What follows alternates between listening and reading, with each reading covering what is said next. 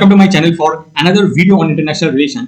ये जो वीडियो का टॉपिक है वो है civil nuclear deal between India and France. आपको पता होगा रिसेंटली नरेंद्र मोदी जी का फ्रांस का विजिट कंक्लूड हो चुका है। मैंने इसके ऊपर पहले एक वीडियो बना दिया है। ये सेकंड वीडियो मैंने उस वीडियो में ना एक जो सिविल न्यूक्लियर डील है ना, इसको मैं वहां पे मिस कर गया था समाउ।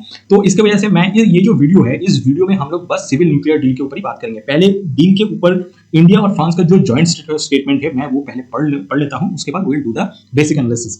देखिए, फर्स्ट ऑफ ऑल क्या बोला है देख लेते हैं। Under 1.3 electronuclear, both sides welcome the progress made during the discussion related to Jitapur nuclear power plant. They welcome EDF's proposal for training of civil nuclear engineers and technicians from India for deployment in the project with EPR reactors and look forward to an early conclusion of an agreement in this regard. In the compliance with the Skills Initiative in Skill India initiatives, the relevant French organization will also work with Indian counterparts to strengthen their training in nuclear field and encourage facility internship for Indian students. Both countries also agreed to work on establishing a partnership on low and medium power modular reactors or small modular reactor (SMR) and advanced modular reactors (AMR).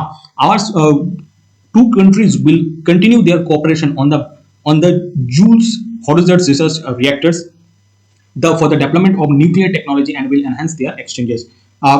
Actually यहाँ पे ये जो पूरा उन्होंने 1.3 में बोला है, जो इंपॉर्टेंट चीज है, आपको तो पता होगा, ये जो फ्रांस इंडिया का जितना भी सिविल न्यूक्लियर प्रोजेक्ट चल रहा है, वहां पे फ्रांस का सपोर्ट है, रशिया का सपोर्ट तो है, लेकिन सबसे जो इंपॉर्टेंट चीज है वो है ये जो point, both countries also agreed to work on establishing a partnership on low and medium power modular reactor, small modular reactors and advance modular reactor. इसके ऊपर आपको मैं बोल रहा हूँ, ये जो पॉइंट है ना, ये बहुत इंपॉर्टेंट है।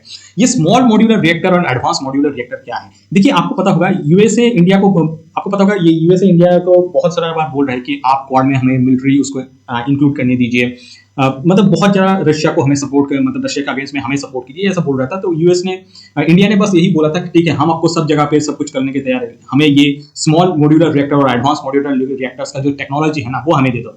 ये इंडिया ने बोला था उस टाइम पे। आपको पता होगा इंडिया में स्मॉल मॉड्यूलर रिएक्टर का टेक्नोलॉजी आपको नहीं है, स्पेशली एडवांस मॉड्यूलर रिएक्टर इसका भी नहीं है।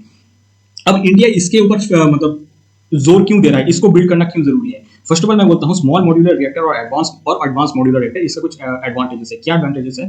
फर्स्ट ऑफ ऑल, ये जो स्मॉल मॉड्यूलर रिएक्टर्स है, यहाँ से न्यूक्लियर मान लीजिए डिजास्टर होना बहुत कम हो जाता है। ठीक है, बहुत बार देखेंगे कि आपको जो एक ट्रेडिशनल न्यूक्लियर रिएक्टर वो बनने में ऑलमोस्ट 6 साल लग जाता है, लेकिन ये जो स्मॉल मॉड्यूलर रिएक्टर है और एडवांस मॉड्यूलर रिएक्टर है, ये सिर्फ 4 साल ही लगता है कि बनने में। इसका एंड डेफिनेटली इसका जो कॉस्ट है ना, बहुत कम है compare to traditional nuclear reactor. और इसका जो स्पेस है, मतलब कितना जगह पे लेता है, ये सिर्फ लेगा आपका ऑलमोस्ट 2 फुटबॉल स्टेडियम। मान लीजिए 10% of total traditional modular reactors. ठीक है, मतलब बस 10% जगह पे ही हो जाएगा। और ये जब आप बनना स्टार्ट कर देंगे, उससे क्या होता है कि आपका जो इलेक्ट्रिसिटी जनरेशन का जो कॉस्ट है वो बहुत कम हो जाता है। इलेक्ट्रिसिटी जनरेशन कॉस्ट कम हो जाता है, तो आपको मतलब इकोनॉमी को चलाने के लिए जो पावर जनरेशन का कॉस्ट होता है वो कम हो जाएगा। उससे क्या होता है, इकोनॉमिक एक्टिविटी इंक्रीज हो जाता है। स्पेशली आप देखिएगा, जब ये हमारा 12 कोटा क्लास सबमरीन आ जाएगा ना, वहां पे जो मॉड्यूलर और जो टेक्नोलॉजी यूज होगा, उस टेक्नोलॉजी और ये जो टेक्नोलॉजी है ऑलमोस्ट देखिएगा सिमिलर टेक्नोलॉजी है। तो मतलब यही है कि हम लोग मतलब वो जो हम लोग डेवलप करना चाहते हैं, तो हम वो कर सकते हैं।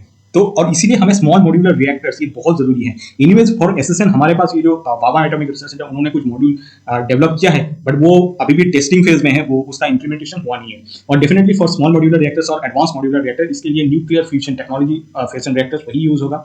और आपको जैसे मैंने पहले बोल दिया, इट इज लो कॉस्ट। कितना पावर जनरेट करेगा? Since it is a small modular reactor और advance modular reactor, it generates the power less than 300 megawatt. लेकिन आप देखिएगा रोज रॉयल का एक प्लांट लग रहा है जिसका जो इलेक्ट्रिसिटी जनरेशन कैपेसिटी है वो है 470 मेगावाट। अच्छा, ये स्मॉल मॉड्यूलर रिएक्टर और एडवांस मॉड्यूलर रिएक्टर सिर्फ चाइना और रशिया में अभी ऑपरेशनल है, बाकी बहुत सारा जगह पे अंडर कंस्ट्रक्शन है, बहुत सारा जगह पे लाइसेंसिंग है। इवन यूएसए में ये चीज नहीं है, सिर्फ रशिया और चाइना। और इसीलिए इंडिया ये जो टेक्नोलॉजी है, ये मतलब किसी इधर खुद से डेवलप करेगा या फ्रांस या यूएसए से मंगा लेगा। यूएसए शायद देगा नहीं, फ्रांस दे सकते हैं। ठीक है, और एक चीज, इसका मेन जो एडवांटेज है, इनका जो रिएक्टर है ना, ये रिएक्टर मान लीजिए कहीं एक कंपनी में तैयार हो रहा है, उस कंपनी से कंटेनर में भर के जहां पे ये जो रिएक्टर है, मतलब जो प्लांट है, न्यूक्लियर प्लांट है, वहां पे आ जाएगा। आप वहां से वो फ्यूल ऐड करके उसको आप ऑपरेशनल कर सकते हैं। ठीक है, तो इसका one of the most advantages है।